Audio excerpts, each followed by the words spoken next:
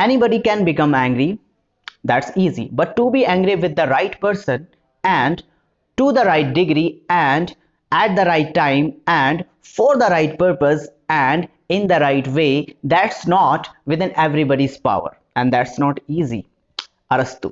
आज हम अपनी वीडियो की शुरुआत अरस्तु की कोटेशन से करते हैं, जिसमें उन्होंने बताया है कि गुस्सा किसी को भी आ सकता है, ये गुस्सा करना बहुत आसान काम है, लेकिन सही आदमी के साथ गुस्सा करना, सही डिग्री के अंदर यानी सही क्वांटिटी के अंदर गुस्सा करना, सही समय पर गुस्सा करना, सही चीज के लिए गुस्सा करना और सही तरीके से गुस्सा करना, यह हर किसी के बस की बात नहीं है। यानी इस कोटेशन से अरस्तु बताना चाहते हैं कि इमोशनल तो कोई भी हो सकता है, लेकिन इमोशनली इंटेलिजेंट होना हर किसी के बस की बात नहीं है। तो आज हम अपनी इस वीडियो में इसी टॉपिक पर डिस्कशन करेंगे कि ये इमोशनल इंटेलिजेंस क्या है, यानी हिंदी में कहें तो भावनात्मक बुद्धि क्या है। ये आपके न केवल CTET, UPTET और अदर टीचिंग एग्जाम्स के लिए इंपॉर्टेंट है, बल्कि आपकी जिंदगी में जो इम्प्लीकेशंस, कॉम्प्लिकेशंस और चैलेंजेस आते हैं उनको सॉल्व करने में भी आपकी हेल्प करेगा। तो इस वीडियो को आप लास्ट तक देखें, बहुत ही इंटरेस्टिंग वीडियो होने वाली है और आप इस वीडियो से बहुत कुछ सीखने वाले हो और बहुत सारी प्रॉब्लम्स आपकी इस वीडियो से सॉल्व होने वाली है। तो चलिए शुरुआत करते हैं अपनी इस वीडियो की और जानते हैं कि क्या है ये इमोशनल इंटेलिजेंस। अगर मैं बात कहूं तो इमोशनल इंटेलिजेंस सिर्फ 3 चीज हैं। अगर कोई इमोशनली इंटेलिजेंट है तो वो 3 चीजों को करना जानता है, जैसे कि वो जानता है कि अपने इमोशंस को और समझता है दूसरे इमोशंस को भी। समझने के बाद डिस्क्रिमिनेट करना जानता है कि भाई सामने वाले को गुस्सा आ रहा है या सामने वाला डिप्रेशन के अंदर है या फिर वो अपसेट है या फिर वो सैड है। इसके बाद जब इस बात को वो जान लेता है तो फिर वो उसको मैनेज करता है। मैनेज करने के बाद वो सक्सेसफुली उसे कंट्रोल करने की कोशिश करता है। तो जो इमोशनली इंटेलिजेंट होते हैं तो सबसे पहले काम उनका होता है कि इमोशंस को जानना, फिर उसके बाद उसे डिस्क्रिमिनेट करना, फिर उसके बाद उसे मैनेज करना। हम आगे बात समझेंगे। अगर हम अपने एग्जाम पॉइंट ऑफ व्यू से बात करें तो फर्स्ट यूज ऑफ टर्म, यानी इस टर्म का सबसे पहले जो इस्तेमाल किया था वो वैन पेन ने अपनी डॉक्ट्राइन थीसिस के अंदर किया था, तो इस बात को ध्यान रखेंगे। लेकिन जो इसके बारे में सबसे ज्यादा लिखा है वो गोल्डमैन ने लिखा है अपनी एक बुक में, emotional intelligence why it can matter more than IQ के अंदर। तो इसे हम जरूर जानेंगे। अगर गोल्डमैन से रिलेटेड क्वेश्चन इस तरीके से आते हैं कि गोल्डमैन किस से रिलेटेड है, तो आप कह सकते हैं वो इमोशनल इंटेलिजेंस से रिलेटेड है। आगे हम देखेंगे what kind of person you are, यानी आप कैसे पर्सन हो। अगर सामने वाला बंदा इमोशनली डिस्टर्ब है तो आप उसे कैसे रिएक्ट करते हो। तो ये आपकी 4 कैटेगरी या 5 कैटेगरी हैं, इसमें हम डिवाइड कर सकते हैं अपने आप को। आप एंटीपैथी हो सकते हो, एपैथी हो सकते हो, सिंपैथी हो सकते हो, एम्पैथी हो सकते हो और कंपैशन होते हो। एग्जाम्पल के थ्रू इन सबको समझेंगे। फॉर एग्जाम्पल, आपके किसी दोस्त का ब्रेकअप हो जाता है और वो आपके सामने आता है, बोलता है यार ब्रेकअप हो गया। उसके बाद आप बोलते हो यार ब्रेकअप हो गया, मैंने तुझे पहले ही बताया था वो ऐसा नहीं है या वो ऐसी नहीं है, या उसके साथ तुझे नहीं रहना चाहिए, मैंने तुझे पहले ही बताया था, धोखा तो तुझे मिलना ही था, तो अब ये बेकार की बातें हैं। तो इसे बोलते हैं एंटीपैथी। यानी जब आप किसी को नेगेटिव वाइब्स देते हो अपने वर्ड्स के थ्रू और उसे और नेगेटिविटी की तरफ ले जाते हो, इसे बोलते हैं एंटीपैथी। दूसरा, पर्सनैलिटी ऐसी हो सकती है कि आपके पास कोई आया, बताया कि ब्रेकअप हो गया, तो आपके क्या ठीक है, क्या तो मैं क्या कर सकता हूँ, ठीक है। यानी इसके अंदर आप इग्नोरेंट रहते हो, यानी आप कोई रेस्पॉन्स देना नहीं चाहते हो, यानी सामने वाले बंदे के साथ क्या हुआ इससे आपको कोई इंटरेस्ट नहीं है। ऐसी पर्सनैलिटी आपकी एपैथी पर्सनैलिटी कहलाता है। इसके बाद आता है सिंपैथी। सिंपैथी पर्सनैलिटी ये होता है कि जब आपके सामने कोई आता है तो आप बोलते हो यार ये तो बहुत गलत हुआ, यार ये तो तूने बहुत उसे चाहा, तूने बहुत उसे हर चीज दी जो वो चाहती थी या चाहता था, लेकिन उसके बाद भी उसने ऐसा किया, यार मेरी संवेदनाएं, मेरी सारी चीजें तेरे साथ हैं, तो इस चीज को सिंपैथी बोलते हैं। इसके बाद एक होता है एम्पैथी। एम्पैथी का मतलब ये होता है जब बंदा तुम्हारे सामने आता है और वो कहता है कि भाई मेरे साथ ये हो गया, तो आप कहते हो कोई बात नहीं, अगर हो गया, ऐसी चीजें होती रहती हैं जिंदगी के अंदर मूव ऑन करते रहना चाहिए और जिंदगी में आगे बढ़ते रहना चाहिए, यानी जिंदगी को अपनी स्टॉप नहीं करना चाहिए। यानी आप यहाँ पे उसे पॉजिटिव वाइब देने की कोशिश कर रहे हो और आप उसके पास से निकालने की कोशिश करो। लेकिन इसके अंदर भी एक्शन नहीं है, सिर्फ आप वर्बली उसे समझा रहे हो। लेकिन जब आप कंपैशन लेवल पर आते हो तो आपके सामने वो बंदा आता है, कहता है यार कोई बात नहीं, अगर ब्रेकअप हो गया तो आपके साथ बहुत सारी आगे लाइफ पड़ी है, बहुत सारे लोग हैं मिलने के लिए, बहुत सारी अपॉर्चुनिटीज हैं।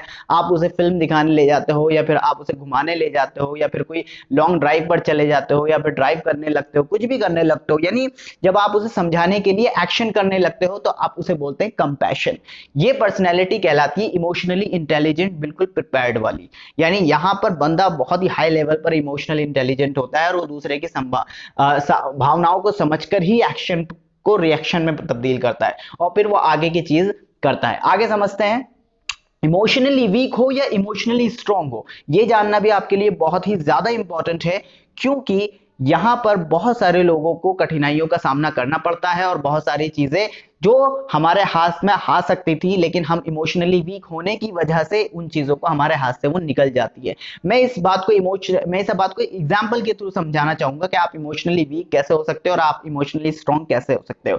फॉर एग्जाम्पल, दो बंदे हैं, एक का नाम है रमेश और एक का नाम है सुरेश। दोनों बैंक जाते हैं। रमेश जो है वो इमोशनली स्ट्रांग है और सुरेश जो है वो इमोशनली वीक है। दोनों बैंक जाते हैं अपनी पासबुक में एंट्री कराने। जैसे ही अंदर घुसते हैं तो सबसे पहले सुरेश जाता है और सर्विस यानी बैंकर के पास जाता है और बोलता है कि भाई मेरी ये जो पासबुक है इस पर एंट्री कर दो। लेकिन जो बैंकर होता है बोलता है कि भाई सर्वर नहीं है और अभी कोई दूसरे लोग भी नहीं है जो इस काम को कर सके, मशीन भी खराब चल रही है। सुरेश का पारा हाई हो जाता है इतनी बात सुनकर। वो बोलता है यार हमने तुम्हें ये गवर्नमेंट की जॉब दे रखी है, ये दे रखा है, वो दे रखा है, आप हमारे नौकर हो, आप हमारे काम नहीं करते हो, हमें 10 चक्कर लगाने पड़ते हैं, ये और वो आपको बोलता है। ये सुनकर बैंकर उसे और गुस्सा आ जाता है। वो बोलता है तो इसमें मैं क्या कर सकता हूं, आपको कराना है कराइए वरना जाइए। तो वो वहां पर इस तरीके से अपने काम को बिगाड़ लेता है। ये चीज रमेश देख रहा है और रमेश इस बात को समझ गया है कि जो बैंकर है वो पहले से ही थका हुआ है और पहले से ही बहुत ही उदास है और एंगर फील कर रहा है। तो यहां पर रमेश क्या करता है, उसके पास जाता है और उससे कहता है यार तुम्हें तो बड़े ही लोगों, गंदे गंदे लोगों से सामना करना पड़ता है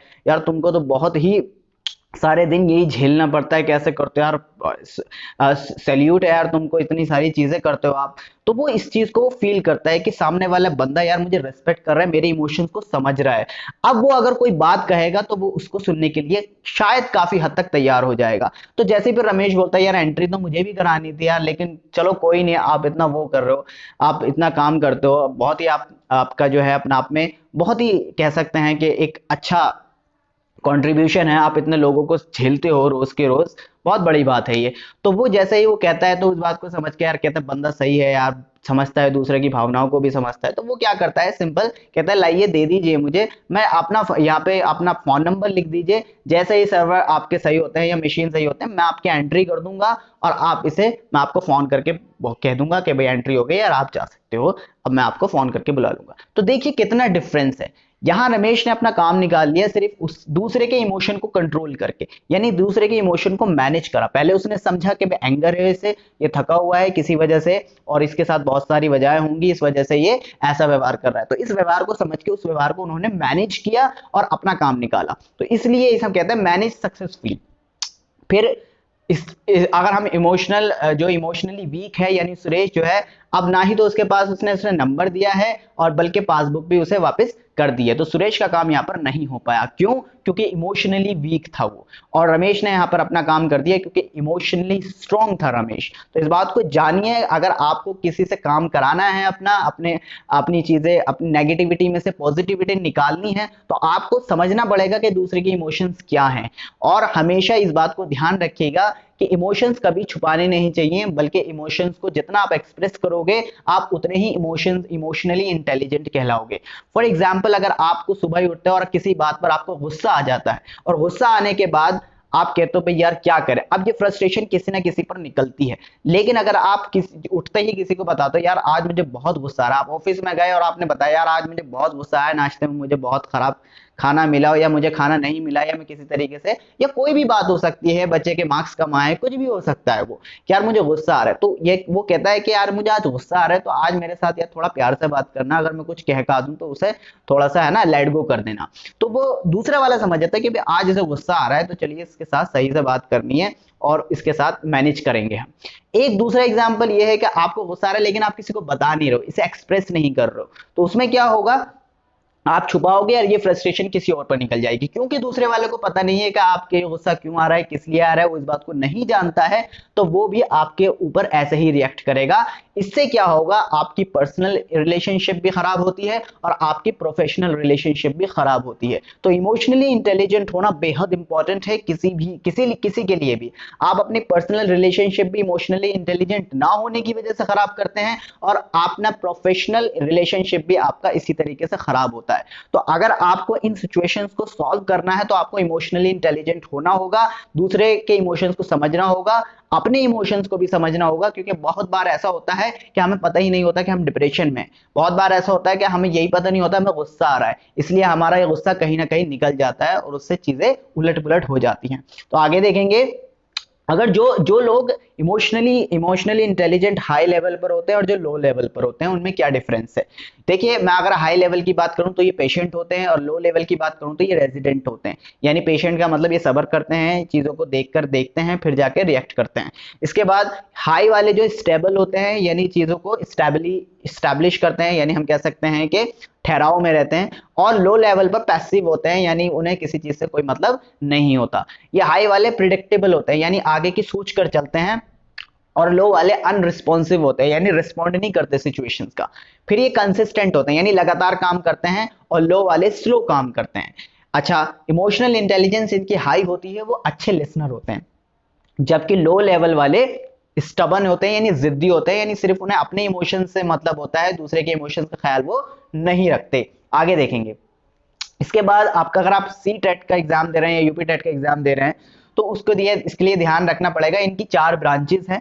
यानी 4 ब्रांचेस हम इस तरीके से कह सकते हैं कि इमोशनल इंटेलिजेंस के 4 फैक्टर हैं। इन फैक्टर्स को किसने करा है, किसने प्रपोज किया है, सोल्वे एंड मेयर ने। ये नाम भी आप अपनी इमोशनल इंटेलिजेंस के अंदर डाल दीजिए, क्योंकि अगर क्वेश्चन आपका इस तरीके से आता है कि भाई सोल्वे और मेयर किससे रिलेटेड है, इमोशनल इंटेलिजेंस से, तो अगर ये ऑप्शन आ जाता है तो सोल्वे और मेयर का भी नाम आपको याद रखना होगा, ताकि आप कोई भी ऑप्शनल क्वेश्चन को सॉल्व कर सके। सीटेट या यूपीटेट या किसी भी टीचिंग एग्जाम्स के अंदर कहीं से भी सवाल पूछा जा सकता है।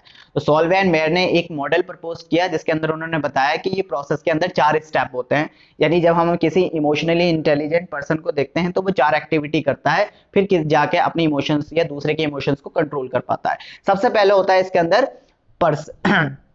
परसीविंग इमोशंस, यानी इमोशंस को जानना। यानी सबसे पहले तो हमें यही जानना होगा कि हमें गुस्सा आ रहा है या फिर क्या हम डिप्रेशन के अंदर हैं। सामने वाले के भी इमोशंस को इसी तरीके से समझना होगा, यानी परसीव करना होगा कि सामने वाले को क्या है, गुस्सा आ रहा है, क्या आ रहा है, क्यों आ रहा है। फिर अंडरस्टैंडिंग इमोशंस, फिर उसके इमोशंस को समझना भी है कि हाँ भाई ये गुस्सा क्यों कर रहा है, कैसे कर रहा है। फिर होता है यूजिंग इमोशंस, यानी उसके इमोशंस का इस्तेमाल भी आप कर सकते हो। यानी फॉर एग्जाम्पल, अगर किसी को गुस्सा आ रहा है तो आप ये जानने की कोशिश करेंगे इसे गुस्सा क्यों आ रहा है, फिर उस पॉइंट को रेफर करके आप उसे समझाने की कोशिश करेंगे और फिर उसे मैनेज करने की कोशिश करेंगे। यानी लास्ट जो स्टेप होगा, आपको वो उस इमोशंस को मैनेज करना होगा।